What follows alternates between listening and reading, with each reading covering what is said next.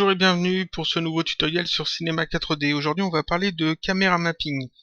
Alors, le caméra mapping, qu'est-ce que c'est? C'est une technique, une méthode qui consiste à utiliser une caméra de cinéma 4D ou d'un autre logiciel 3D, mais enfin là, on va parler dans Cinema 4D. Une caméra de cinéma 4D comme d'un projecteur vidéo ou photo. C'est-à-dire que au lieu d'avoir une caméra qui filme, on a une caméra qui projette une texture sur des objets en 3D. Un petit peu comme les caméras des années 70 qui projetaient des films sur les murs blancs ou sur des toiles tendues, ou comme dans les salles de cinéma, bien que ça soit un peu plus poussé maintenant, c'est simplement une caméra qui projette une vidéo ou une image, un film, sur une surface blanche. Et en faisant ça dans Cinema 4D, ça permet en fait d'insérer des éléments 3D sur une photo en 2D en gérant en plus l'éclairage, les ombres et toute l'ambiance de la photo. Ça permet aussi de le faire sur des vidéos, mais on verra pas pour les vidéos parce qu'il faut passer par un autre logiciel. J'en parlerai un petit peu, mais on fera juste un petit survol de ça.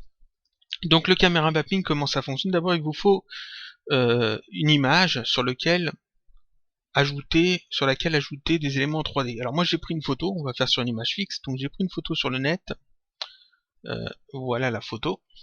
J'ai pris quelque chose d'assez simple, de manière à ce que ça reste clair dans le tutoriel.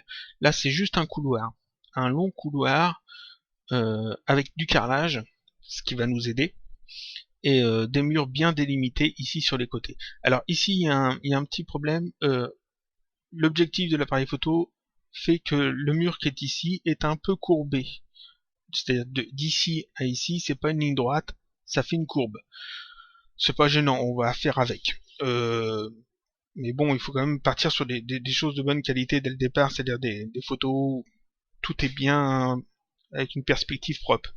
Ici, il y a un objectif qui a arrondi un peu les choses. Bon, c'est pas gênant. Donc on va utiliser cette photo et on va simplement ajouter une chaise. Ici, une chaise en 3D dans cette photo. On va voir comment on fait ça. Donc, ça je ferme. Je suis dans Cinema 4D. Je vais simplement d'abord ajouter ma photo dans Cinema 4D. Parce qu'on va ajouter un élément 3D dessus, donc on va ajouter une photo. Pour ça, je vais ici ajouter un arrière-plan. Arrière-plan. Là, arrière-plan tout bête. Sur cet arrière-plan, on va mettre une texture. Donc, je crée une nouvelle texture. Voilà, une texture que je vais appeler photo. Parce que ça sera la photo. Alors, photo. J'ouvre cette texture, je vais retirer la spécularité qui sert à rien ici, et dans couleur, dans le canal couleur, ici, je vais simplement y faire glisser ma photo. Je la charge. Vous cliquez sur les trois petits points ici, vous allez la chercher sur votre disque dur par exemple. Moi, je la fais glisser, c'est pareil. Ici, échantillonnage, je vais retirer l'échantillonnage, je mets 100, ce qui m'évitera en fait à Cinema 4D de faire des calculs pour rendre l'image mieux parce qu'elle est bien dès le départ, donc il n'y a pas de problème. Ici j'ai la résolution de l'image 1280 par 842. C'est important, je vais donc prendre ici mes paramètres de rendu. Dans sortie, je vais mettre ici les mêmes 1280 par 842. Et chose importante, ici, format de film, ça a changé. Le numéro qui est ici, je le mémorise, je le garde en mémoire, il va me servir par la suite. Donc c'est important, il faut bien faire attention à ça. Ici c'est 1.52, donc je le note sur un bloc-notes, à côté 1.52. Voilà, 1.52. Je mets ma texture photo sur l'arrière-plan, ça l'ajoute en fait ici dans Cinema 4D. Elle a la bonne taille, puisqu'ici j'ai changé, j'ai mis exactement la même largeur, la même hauteur de la photo, elle n'est pas déformée, tout se passe bien. Maintenant on a la grille par-dessus cette photo. Ici dans filtre, si vous ne l'avez pas, si c'est décoché gris, vous n'avez pas la grille. Donc dans ce cas-là, vous allez cocher ici grille. Vous avez la grille. Et cette grille, il faut la faire coïncider avec le sol de la photo. Pour que en fait, la ligne d'horizon de votre scène 3D et la ligne d'horizon de la photo soit au même endroit. et que la perspective de la grille et la perspective de la photo coïncident. Donc vous avez ces trois icônes ici, déplacement, zoom et rotation, pour manipuler cette grille, manipuler votre scène. Donc on va simplement la placer correctement. Donc ici je vais me servir du carrelage sur le sol et des murs ici et ici pour positionner correctement la grille, en sachant que l'horizon doit être à peu près là-bas. Donc je vais placer ça correctement. Donc c'est pour ça que j'ai dit que j'avais pris cette photo là, parce que c'était plus simple, parce qu'il y a du carrelage. Donc comme il y a un carrelage, il y a déjà des lignes dessus sur la photo, ça permet de le placer plus facilement. Alors ici on voit que ça coïncide pas. Ici la ligne ici de la grille suit bien le mur, et ici ça suit pas le mur, simplement parce que l'objectif a dû déformer le premier plan de la photo. Je m'en occupe pas pour cette fois, hein, c'est pas gênant. Mais bon, faut vraiment partir sur quelque chose de bien dès le départ si vous voulez que le rendu final soit bien. Ici la ligne en pointillé, c'est ma ligne d'horizon, c'est parfait. Elle se place à peu près au milieu ici. J'ai la grille qui coïncide à peu près. Là ça fonctionne plutôt bien. On va dire que c'est bon. C'est pas parfait, mais on va dire que c'est bon. Donc là, il faut plus que je bouge cette grille. Il faut pas que je la bouge par erreur. Donc ce que je vais faire, je vais ajouter une caméra dans la scène, parce qu'on va en avoir besoin en plus. Donc ici, caméra, j'ajoute une caméra. Par défaut, la caméra prend pile l'emplacement qu'il faut. Je me mets à l'intérieur de la caméra, en cliquant ici. Je suis dans la caméra, je la touche surtout pas, je la modifie surtout pas, c'est très important. Là, elle est bien placée, comme il faut, j'y touche pas. Pour éviter de la déplacer par erreur, je vais ajouter un tag de protection dessus. C'est-à-dire que je me mets sur la caméra, je fais un clic droit, propriété cinéma 4D, et là dans les propriétés, je vais chercher la propriété protection. Je clique, ça l'ajoute ici, et en faisant ça ici, je peux plus déplacer la caméra. Tant que ce tag est placé là, je peux pas la déplacer par erreur, la caméra, ni zoomer, ni la déplacer.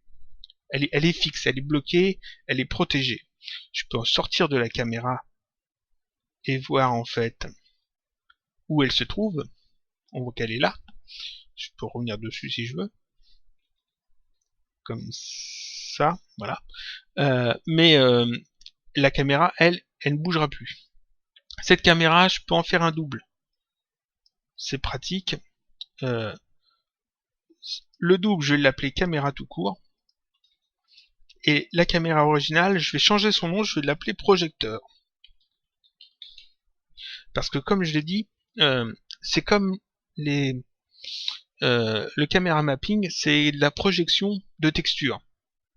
C'est-à-dire que cette caméra projecteur va nous servir non pas à filmer notre scène, mais à projeter la texture sur les éléments qu'on va ajouter dans la scène et qui vont définir le décor de la scène. De la même façon qu'un projecteur de salle de cinéma. Donc là, la grille va me gêner, je vais la retirer maintenant, vu que tout est bien en place. Donc là, le projecteur est en place, j'ai une caméra en plus, au cas où j'ai besoin.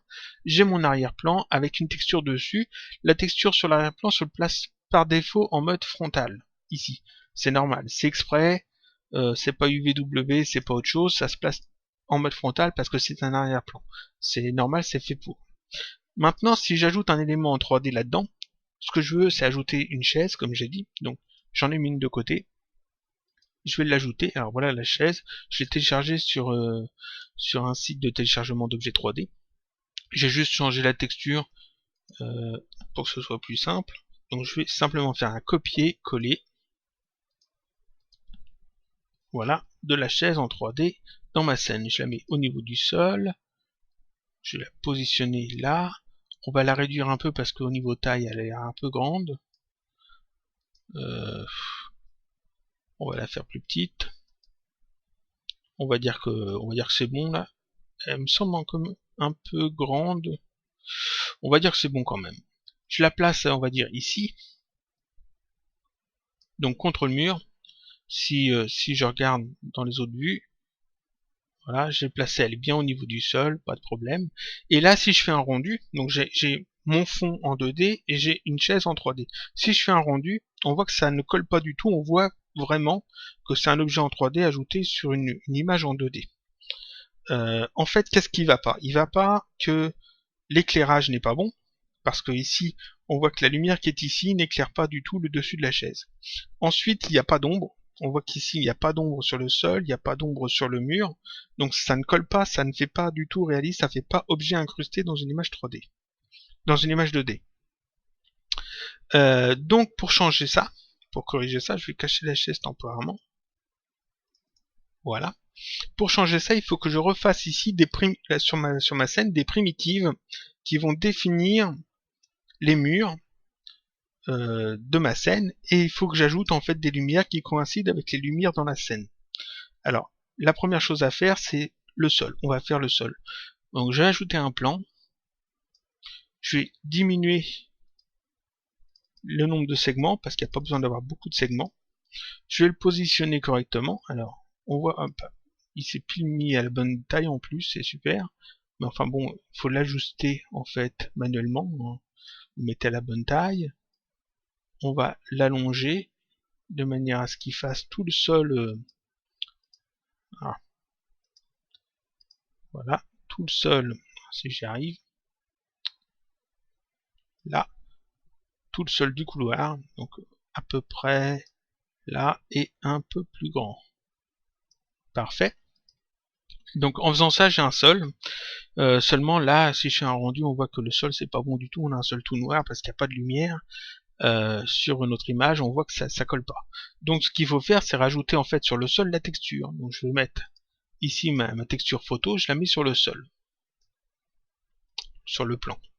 Je fais un rendu, et puis là on voit que ça va pas du tout parce que d'abord il n'y a pas de lumière, et ensuite on a mis bêtement la texture dessus.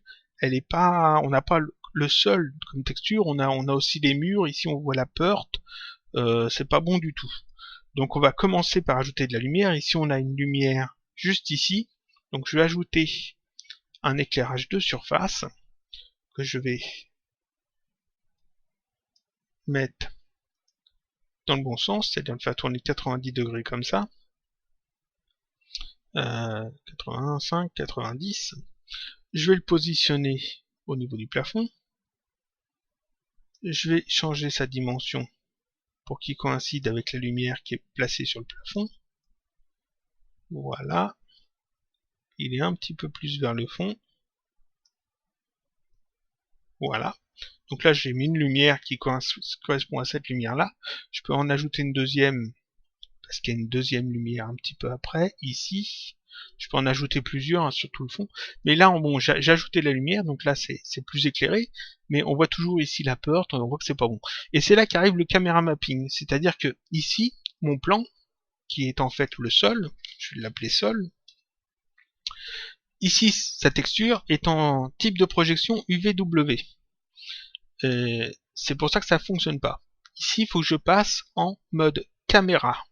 Donc je clique sur UVW, et ici je prends caméra. Quand j'ai sélectionné caméra ici, j'ai un champ qui apparaît ici, caméra, dans lequel j'indique quelle caméra doit être prise en compte pour afficher ça. Alors ici, c'est notre caméra projecteur. Donc le projecteur qui est ici, je le fais glisser dans ce champ-là. Comme ça. Et ici, on peut voir qu'il y a un petit problème. Le bas de la porte ici est dédoublé. Ici, le bas du mur est dédoublé. C'est-à-dire si je fais un rendu, on voit que ça colle pas du tout. Ça ne fonctionne pas. On voit que ça a été ajouté en plus. C'est simplement parce que ici, l'aspect du film est en 1.333, c'est-à-dire standard 4/3. On avait mis de côté le chiffre 1.52, quand on a regardé les réglages de rendu ici, on avait ici 1.52, c'est le 1.52 que je dois mettre ici. Donc ici à la place d'1.333, je mets 1.52. Alors vous n'avez pas forcément 1.52, vous mettez le chiffre que vous avez trouvé ici dans le format de film. Donc là je l'ai ajouté 1.52, on voit que maintenant ça fonctionne bien. Seulement si je fais un rendu ici, on voit que plus on avance vers le fond, plus c'est sombre. Parce que par là-bas, il n'y a pas de lumière, c'est le fond de la scène. Et puis ici, on voit qu'il y a une différence de teinte qui est vraiment pas belle, qui montre bien qu'ici, il y a un élément 3D qui a été ajouté. Pour éviter ça, on a juste à ajouter un tag de rendu et de cocher composition avec le fond. Donc pour ça, je montre, je sélectionne le sol, je fais un clic droit dessus, propriété Cinema 4D. Dans la liste, je vais chercher le tag rendu, je l'ajoute, il s'ajoute ici, et dans ces paramètres de ce tag rendu, ici, je coche composition avec le fond.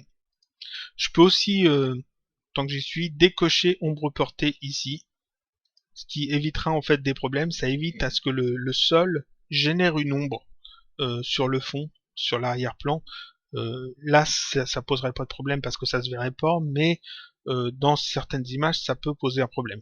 Donc ici, je décoche ça et je coche composition avec le fond. Si je fais un rendu maintenant, c'est parfait. On ne voit plus du tout qu'en fait on a ajouté un sol, qu'on a ajouté une primitive sol, et que ça fonctionne ici. Donc je vais remettre la chaise. Mes lumières, je les sélectionne. On va baisser un petit peu leur intensité. On va mettre ça à 75. On va leur demander de générer des ombres. Alors je vais prendre des ombres adaptatives. C'est plus réaliste. Dans l'onglet ombre, on va baisser un peu la densité à 85. Ici, je pourrais changer la couleur des ombres pour coïncider en fait avec les ombres dans l'image, par exemple.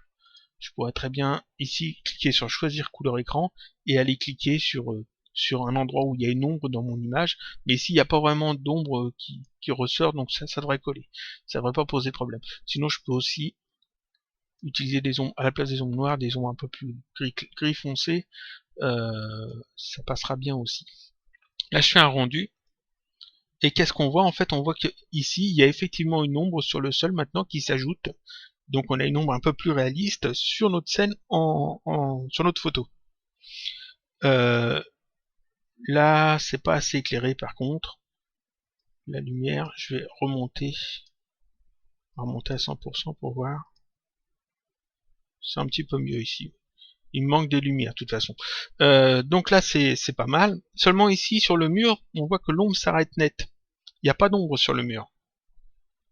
Alors qu'il devrait y en avoir une, vu que la chaise est censée faire partie du décor. Simplement parce que ici, le décor n'est pas fait. Ici, on n'a pas ajouté le mur. Alors on va le faire, on va ajouter simplement un mur. J'ajoute un cube, parce que ici, c'est très cubique.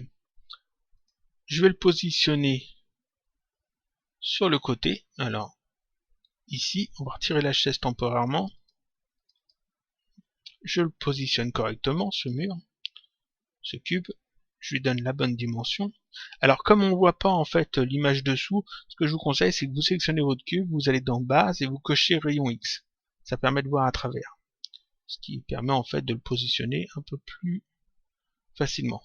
On va le mettre comme ça. Voilà, et le faire un peu plus haut. Je ne mets pas beaucoup de soin là-dessus parce que de toute façon je vais le remodifier après. Voilà. Comme ça, et puis on peut ajouter ici un petit biseau si on veut, on n'est pas obligé, enfin c'est possible.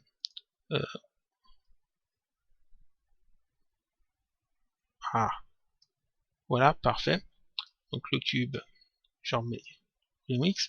Comme pour le sol, je rajoute ma texture dessus, la texture en mode caméra, ici 1.52, ici dans caméra je mets le projecteur, voilà, ça projette le mur, et j'ajoute aussi dessus un tag rendu en décochant emporté et en cochant composition avec le fond.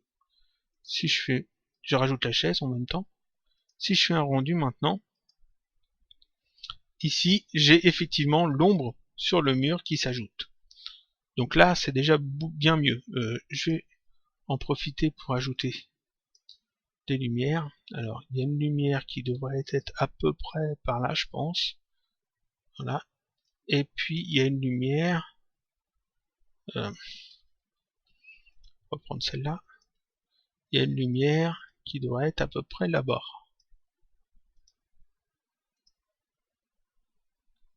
Voilà, là on a la chaise qui est bien placée. Elle est peut-être un peu haute, je sais pas. Avec l'ombre ici qui se place correctement, tout est bien, on a l'ombre sur le sol, etc. Donc là, en fait, on a simplement intégré un élément 3D dans une photo, dans une image en 2D. je pourrais aller plus loin. Par exemple, si la chaise se trouvait ici. Si la chaise se trouvait ici, je fais un rendu. Et là, qu'est-ce qu'on voit? On a un problème. C'est-à-dire que ici, le mur qu'on a ajouté s'arrête avant cette zone-là. Donc là, on a l'ombre de la chaise sur le sol, et puis là, l'ombre ne continue pas sur le sol, parce que là, il n'y a rien. Il n'y a rien du tout ici. Il n'y a pas d'élément en 3D. Si je retire l'arrière-plan, par exemple, on peut voir qu'ici, c'est du creux. C'est du vide. Donc je remets l'arrière-plan. En fait, ce que je peux faire... Je cache la chaise temporairement encore une fois.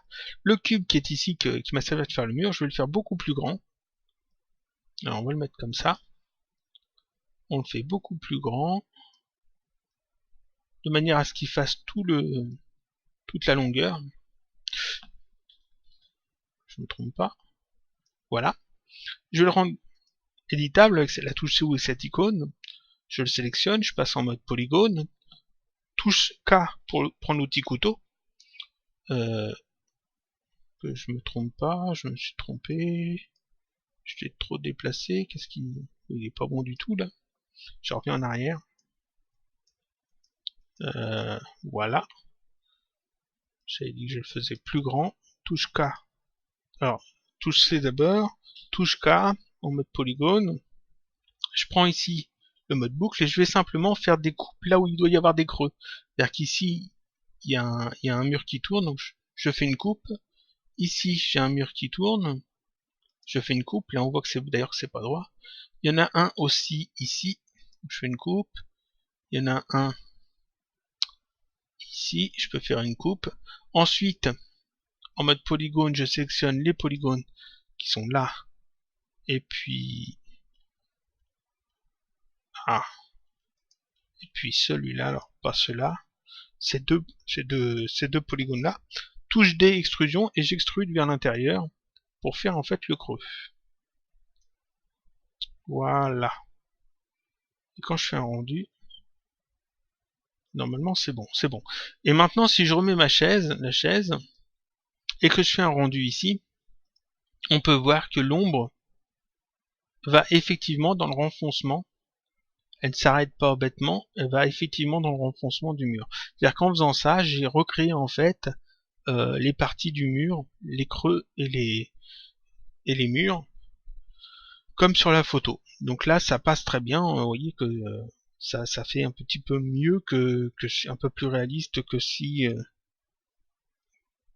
on n'avait pas en fait l'ombre, que si on avait l'ombre qui s'arrêtait pile là.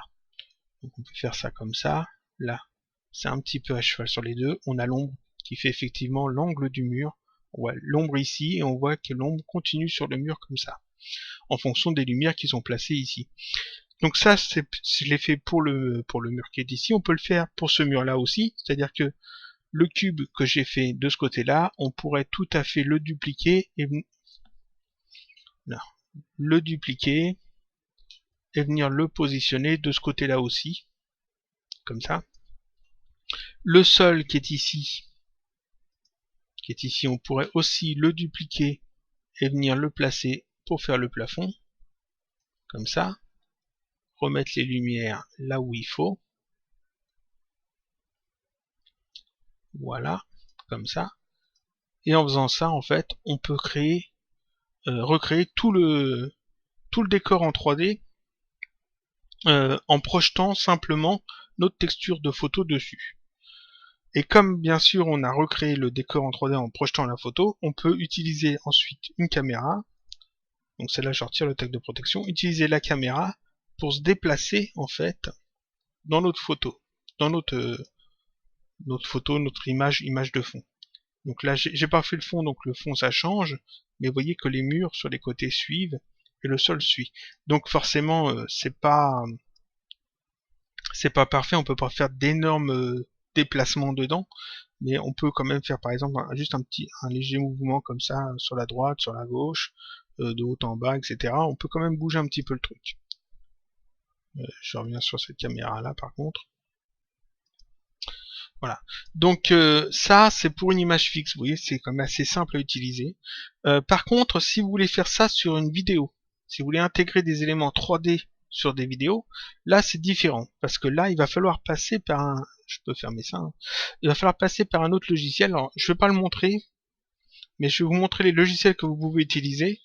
On va pas le faire maintenant parce que en fait il faut que je me renseigne un petit peu comment ça fonctionne pour Blender. Je vais expliquer ça. Voilà, il y a 3 logiciels que je conseille.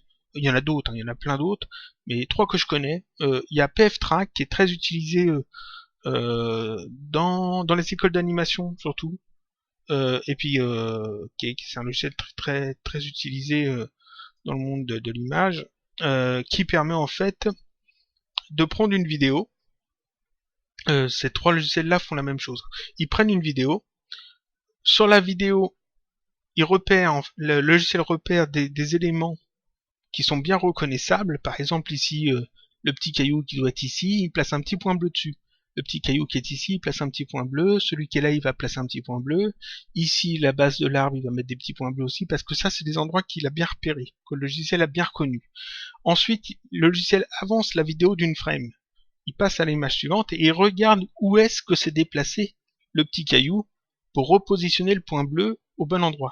Il regarde où s'est déplacé cet endroit-là pour repositionner les petits points bleus au bon endroit, et il fait ça pour toute la vidéo, pour chaque image dans la vidéo. Et au final, le logiciel, quand il a fait tout ça, avec des calculs mathématiques, il peut déterminer où se trouve la caméra qui a filmé la scène dans un espace 3D. C'est-à-dire que ça lui permet de dire, bah, si la vidéo est comme ça veut dire que la caméra se situe à tel endroit dans l'espace XYZ et qu'elle a fait tel ou tel mouvement, qu'à un moment elle a tremblé, à un autre moment elle a fait un travelling, à un autre moment il y a eu un zoom, etc. Donc ce type de logiciel de tracking permet donc de définir en fait où se trouvait la caméra qui a filmé une vidéo, et de le faire en forme de scène 3D. Et cette scène 3D, après, on peut la réimporter dans Cinema 4D. Alors, PFTrack, je le connais un petit peu, pas beaucoup, mais un petit peu. Seulement, je l'ai pas. Donc, je vais pas faire de tutoriel dessus. Ensuite, il y a le logiciel Boujou qui fait exactement la même chose. Hein. C'est exactement le même type de logiciel. C'est du match moving, c'est-à-dire du tracking. Il va aussi, on lui indique aussi une vidéo, il va l'analyser, repérer les éléments qui ont bougé, etc. et définir où est-ce que se trouvait la caméra pour cette vidéo. Et chose qui est bien, donc ça ce sont 2 logiciels qui sont payants. Et je les ai pas, donc je ferai pas de tutoriel dessus. Ensuite, il y a ici Blender. Blender, la dernière version 2.69, enfin c'est depuis la 2.61 je crois. Cette fonction de tracking a été ajoutée. On la trouve, c'est expliqué ici, Camera and Object Tracking. Donc c'est le même système, c'est-à-dire que on charge une image, enfin pas une image, une vidéo en forme d'image dans Blender, on place des points, des marqueurs, parce que ici ça s'appelle des marqueurs, et puis ensuite avec différents réglages et puis différents calculs, Blender va définir où se trouvait la caméra dans la scène au moment où elle était filmée, au moment où la scène a été filmée, et puis ça permet aussi de placer on va dire des sortes de neutres sur des éléments qui vont bouger dans la vidéo, et puis de pouvoir les suivre en fonction du déplacement qu'ils ont dans la vidéo. Donc ce genre de choses permet en fait de transformer une vidéo en vidéo plus éléments 3D qu'on peut réutiliser ensuite dans une scène 3D. C'est-à-dire qu'après, dans Cinema 4D, on peut recharger ça et puis on va avoir un arrière-plan, on va avoir la vidéo en texture de l'arrière-plan, et puis on va avoir en plus des éléments neutres qui vont nous dire à tel endroit il y avait la caméra, on va avoir un autre élément neutre qui va nous dire à tel endroit il y avait tel objet, qui s'est déplacé jusqu'ici à tel moment, à tel frame, etc. Donc ça permet de faire exactement ce qu'on a fait ici sur l'image 2D, mais avec une vidéo à la place. Seulement pour faire un tutoriel là-dessus, il faut d'abord que je comprenne comment fonctionne ça dans Blender, parce que je me suis pas encore penché sur le problème. Je connais Boujou un peu, parce que je l'ai eu à l'utiliser, seulement je l'ai pas. PFTrack, je connais un tout petit peu, mais pas assez pour faire un tutoriel dessus, et je l'ai pas aussi à disposition, donc je ferai peut-être un tutoriel sur Blender et Cinema 4D pour montrer comment ça fonctionne. Il faut d'abord que je comprenne comment ça fonctionne bien dans Blender, parce que l'interface n'est pas ce qu'il y a de plus ergonomique, je trouve. Elle est assez fouillie, enfin j'ai du mal avec son interface. Je pense avoir tout dit sur le camera mapping. On a vu comment on pouvait le faire sur une image fixe et que ça fonctionne plutôt bien. Voilà. Alors forcément, si vous voulez que ça soit vraiment convaincant, arrangez-vous quand vous positionnez vos lumières à les mettre là où sont les lumières dans la scène, afin que les ombres coïncident avec votre image de fond. Et puis aussi, ce que je peux vous conseiller, c'est d'activer ici l'illumination globale, qui permet un calcul plus réaliste de l'éclairage. Donc illumination globale, on augmente un peu la profondeur de diffusion. Ici on met sur basse parce qu'il n'y a pas besoin de plus. Ici on peut sélectionner QMC, image fixe, IR plus QMC. J'ai expliqué ça dans un autre tutoriel déjà. Et puis vous pouvez aussi ajouter l'occlusion ambiante en mettant ici un gris foncé à la place du noir. On réduit un petit peu ici. Vous pouvez jouer un peu avec les paramètres, ce qui fait que vous obtiendrez quelque chose d'un petit peu mieux en fonction de vos réglages. Donc là on a quelque chose qui passe assez bien, je pense. Bon, ça fait encore un peu plastique, c'est pas tout à fait bon, les proportions sont pas les bonnes, je pense, je suis pas certain. Dans la chaise est un peu grande, je crois. On va essayer de la mettre un peu plus petite. Voilà. Alors si je fais ça, peut-être un petit peu mieux, pas certain. Enfin bref, vous voyez que c'est assez simple à faire. Il n'y a vraiment aucune difficulté. C'est-à-dire que, pour bien redire tout, un arrière-plan avec dessus une texture en type de projection frontale, ça se met par défaut. Votre texture, c'est votre image. Vous repérez bien ici le format de film, le numéro qui est ici. Vous le gardez en mémoire. Vous mettez forcément ici les dimensions de votre image de fond. Ensuite, une caméra que vous ajoutez après avoir bien placé la grille en fonction de votre image. Vous ajoutez une caméra que vous renommez projecteur, que vous bloquez, vous protégez pour pas la déplacer par erreur. On n'est pas obligé de la renommer projecteur, hein, par contre. Ensuite, vous ajoutez des éléments, des primitives pour former, voilà, pour former les différents éléments de votre scène. Ici un sol, ici un mur, un plafond, etc. Vous ajoutez vos lumières. Sur vos différents éléments 3D que vous avez ajoutés, vous mettez la même texture que sur l'arrière-plan, en mettant ici type de projection caméra, en indiquant ici dans la caméra votre caméra projecteur, et l'aspect du film en changeant ici le numéro qu'il vous faut. Puis vous ajoutez un tag de rendu en cochant composition avec le fond et en décochant ombre portée. En faisant ça, normalement vous avez une scène qui est utilisable pour intégrer des éléments 3D dans une photo 2D. Et puis c'est tout, ça fonctionne bien. Si vous veillez à ce que les éclairages soient bons, à ce que les ombres soient bonnes, à ce que les paramètres du rendu passent bien, vous pouvez avoir une image où on ne repère pas en fait les éléments 3D, les éléments 2D, c'est-à-dire que ça se fonde tellement bien dans le décor que vous pouvez faire des montages assez réalistes, assez bien, assez facilement. Voilà, donc c'est tout pour aujourd'hui. Je pense avoir tout dit sur le caméra mapping. Comme je dis, le caméra tracking, on verra ça quand j'aurai compris comment ça fonctionne dans Blender. Faut que je trouve le temps de chercher. Et je ferai sans doute un tutoriel dessus, avec une petite vidéo, on verra. Et puis c'est tout. Donc je vous dis à la semaine prochaine pour un autre tutoriel, toujours sur Cinema 4D.